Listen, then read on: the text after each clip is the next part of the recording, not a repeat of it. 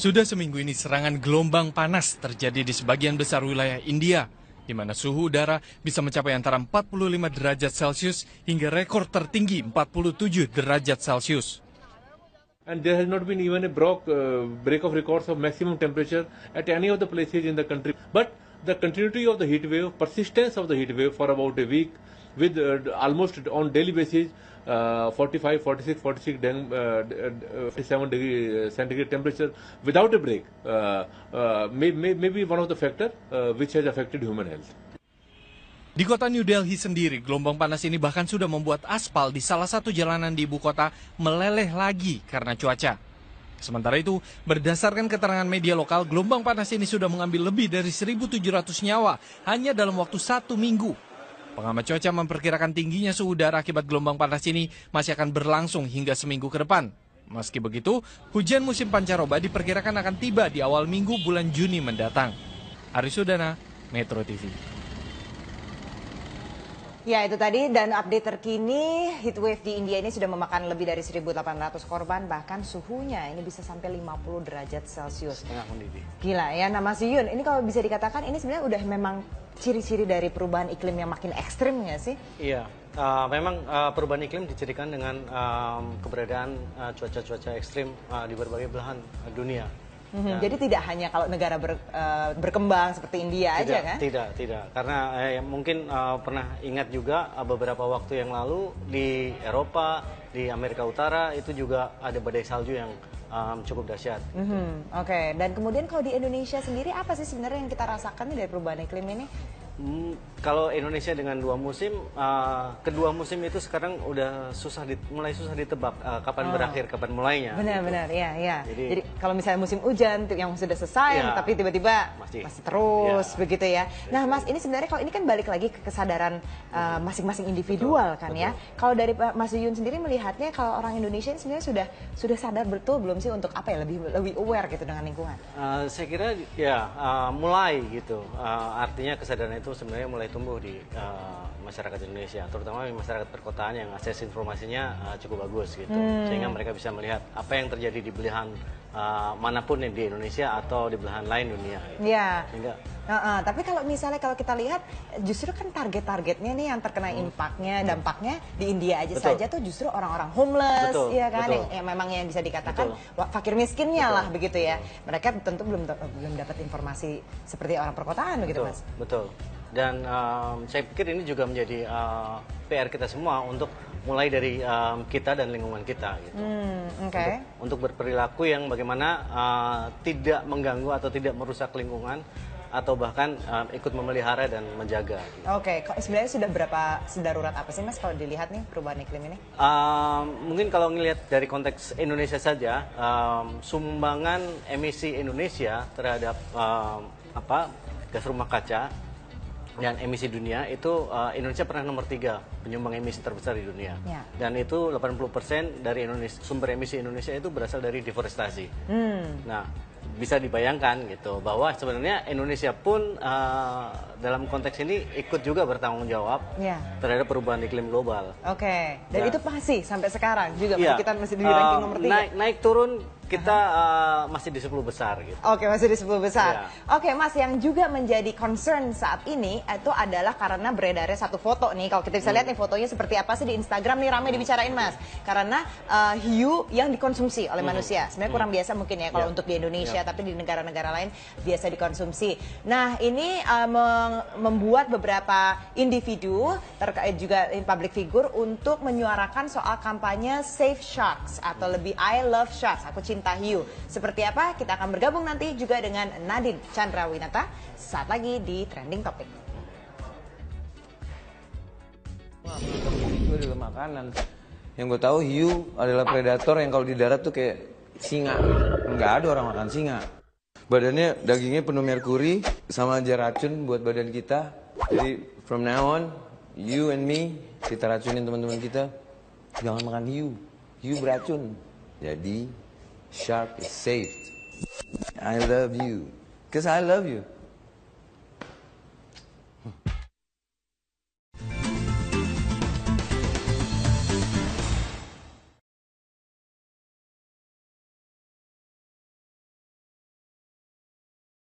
Dua pelajar tertangkap tangan melakukan tindakan asusila di toilet sebuah masjid. Petugas kebersihan sekolah mendapati kedua siswa kelas 3 SMPN Banjar, Jawa Barat ini sedang berduaan di dalam toilet. Diduga siswa dan siswi ini berencana melakukan hubungan suami istri di toilet sebuah masjid. Usai diperiksa, keduanya dibebaskan dengan jaminan dari orang tua dan guru sekolah.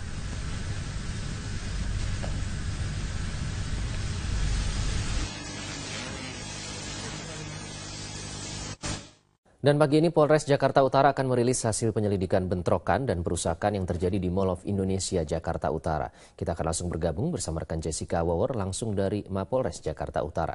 Jessica, apakah rilis sudah disampaikan pagi ini? Apa saja hasilnya?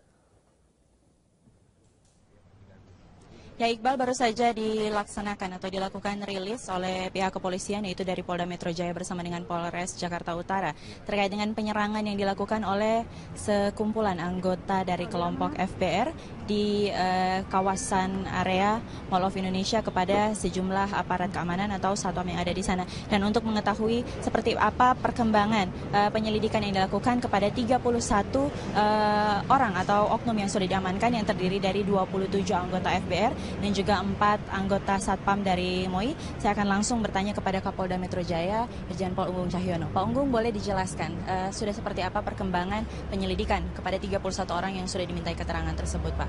Jadi kita mulai kemarin sore, belum tidur ini sampai pagi. Nawa itu kita hanya satu, memberikan rasa aman warga ibu kota. Tadi saya tekankan kepada jajaran, begitu, negara tidak boleh kalah dengan anarkisme, negara tidak boleh kalah dengan kekerasan. Pasti saya tindak itu, begitu. Jadi ini dimulai kemarin dari tanggal 29 pagi, yang mana security ini melakukan keributan, cekcok mulut begitu dengan dari FBR, dan terjadi pembalasan siangnya oleh FBR ya. Maka kemarin jam 23.30 saya didampingi dengan Dirkrim Polda Metro Jaya dan Kabid Humas. Saya datang kepada Korwil Jakarta Utara FBR, yaitu Bapak Hadi. Saya tekankan kepada Pak Hadi tidak boleh ada kekerasan, ya kan? Kalau ada sesuatu laporkan kepada polisi, saya tidak akan melakukan pembiaran, begitu. Maka dari itu kemarin saya sampaikan kepada Korwil Pak Hadi, saya bilang untuk menyerahkan yang sudah kita tangkap tadi malam itu 3 dan satpamnya ada 3 juga, dan tadi malam kita lakukan diserahkan ada 13. Yang lainnya kita lakukan penangkapan. Jadi totalnya yang kita tangkap sampai pagi hari ini ada 31, 27 dari FBR, dan ada 4 dari Satpam. Setelah kita lakukan tadi malam BAP, pemeriksaan, maka kita tingkatkan dari penyidikan. Yang dari 27 itu menjadi 9, untuk yang dari FBR, dan dari Satpam 4 jadi menjadi 3, jadi semuanya 12. Gitu. Jadi sejauh ini sudah ada 12 orang yang ditingkatkan ke tahap penyidikan ya Pak. Bisa ada dalam proses pemeriksaan yang sudah dilakukan oleh pihak kepolisian, apa motif yang ditemukan Pak dari penyerangan tersebut? Jadi yang pertama adalah yang berkaitan dengan pengerusakan, ya kan. Terus yang kedua, yang kejadian yang pertama antara Satpam dengan FBR, di situ kan terjadi pemukulan dan sebagainya. Begitu. Nanti kita penyidik lebih lanjut masalah ini, yaitu Polres Jakarta Utara kita backup dari Polda Metro Jaya. Sekali lagi untuk memberikan rasa aman kepada masyarakat ibu kota, kita berikan pelayanan yang maksimal begitu. Tadi yang saya ulang-ulang saya katakan begitu. Ada permasalahan, laporkan kepada polisi. Saya akan melakukan tindakan begitu kan. Tidak pembiaran begitu. Pak Unggung, ini sempat beredar berbagai simpang siur dan juga informasi yang beredar di kalangan masyarakat terkait dengan penyerangan. Sebenarnya apa yang menyebabkan ada penyerangan dari anggota FBR tersebut kepada satpam yang ada di MOI? Ada yang mengatakan penyerangan ini bermula dari penagihan jatah preman dan sebagainya. Karena informasi sudah mulai simpang siur, bisa mungkin pihak kepolisian meluruskan informasi tersebut, Pak? Sebelumnya kejadian dimulai tanggal 29 Mei, hari Jumat pagi, ya, jam 3 pagi. Itu terjadi keributan antara security dengan anggota FBR, terjadi di situ pemukulan dan sebagainya. Maka dari itu siangnya itu jam 15.25 anggota Ormas SBR ini untuk melakukan pengerusakan yang ada di situ. Itu sementara motifnya seperti itu, begitu. Jadi nanti kita dalami, namun sementara motifnya seperti itu. Di sini saya melihat sudah ada banyak barang bukti yang diamankan oleh pihak kepolisian. Apa saja Pak yang berhasil diamankan Pak? Tadi malam secara serentak, jadi Polres Metro Jakarta Utara kita backup dari Polda, termasuk seluruh Polres jajaran dari pusat, terus selatan, timur, barat, termasuk Depok dan KP3 Tanjung Priok. Kita lakukan razia serentak, begitu. Ini kita temukan ada beberapa anak panah, ada beberapa ketepel seperti ini. Nah, seperti ini. Ini seperti ini. Nah, ini bisa menggunakan ini, bisa juga menggunakan kelereng, ya. Bisa menggunakan kelereng gitu. Terus yang kedua seperti ini. Dia bisa menggunakan seperti ini, menggunakan kelereng. Terus dia juga menggunakan bola biliar ini, seperti ini.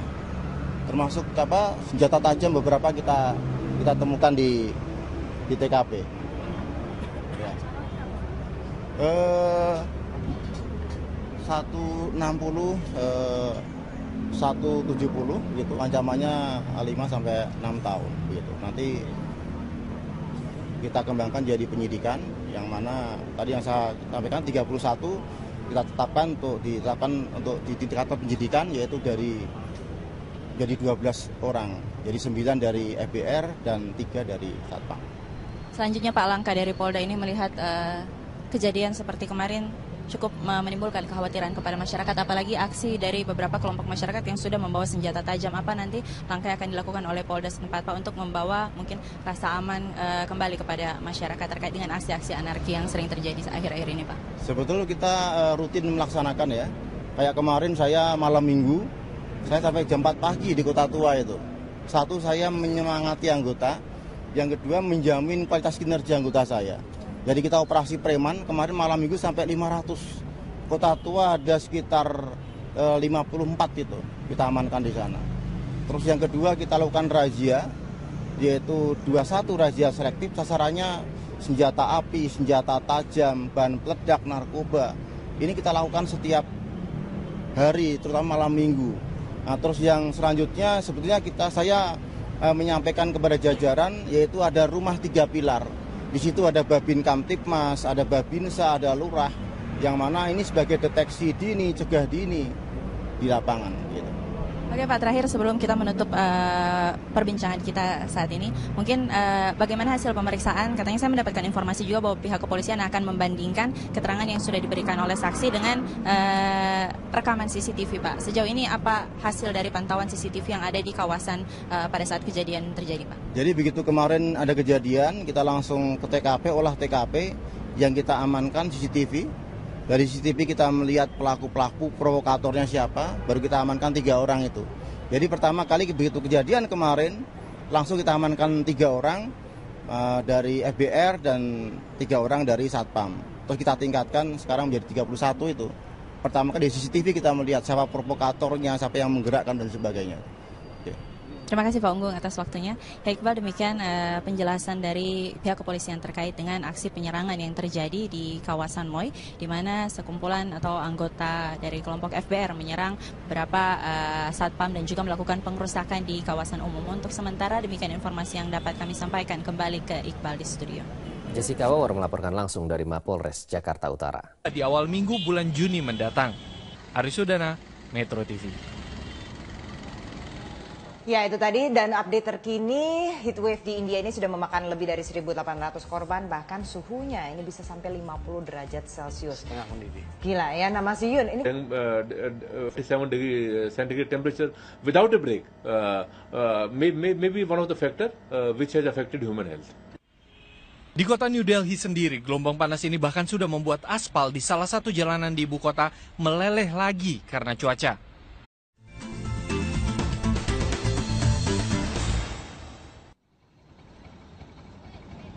Sudah seminggu ini serangan gelombang panas terjadi di sebagian besar wilayah India.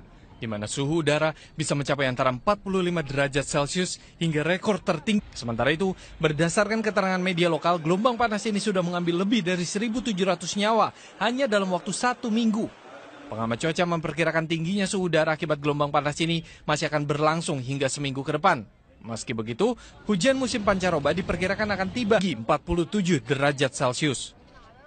And there has not been even a break of records of maximum temperature at any of the places in the country. But the continuity of the heat wave, persistence of the heat wave for about a week with almost on daily basis 45, 46, 46